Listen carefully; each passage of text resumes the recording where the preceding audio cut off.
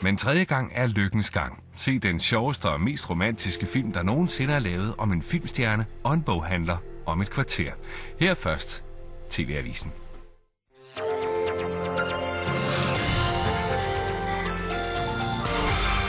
Kirgisistans præsident er flygtet ud af landet, og oppositionen lover et nyt valg. Socialministeren vil mindske antallet af selvmord. 40 millioner sættes af til indsatsen.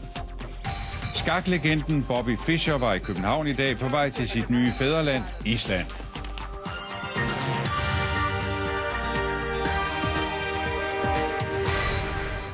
TV-avisen. God aften. Revolution i Kirgisistan. Præsident Askar Akajev er flygtet. Premierministeren er trådt tilbage, og oppositionen danner regering i morgen og lover nu et nyt valg. En dag med kaos og oprør i Kirgisistans hovedstad Bishkek. 10.000 demonstranter var på gaden i protest mod præsident Askar Akajev. Politiet forsøgte at tvinge dem tilbage, men demonstranterne tog kampen op foran landets præsidentpalads.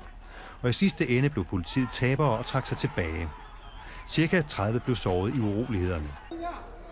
Derefter stormede demonstranterne præsidentpaladset, som stort set var tomt. Selv præsident Akajevs kontorstol blev indtaget. Власть не перешла в оппозицию, власть перешла к народу, просто к народу. Народ стремился столько лет, чтобы бороться, наоборот, с воровством, с хищением, с семьей, вот это.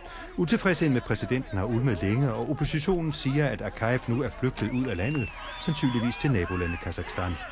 Oppositionen beskylder Akajev for svindel under parlamentsvalget i februar og marts, et valg, som også er blevet kritiseret af Organisationen for Sikkerhed og Samarbejde i Europa, OSCE.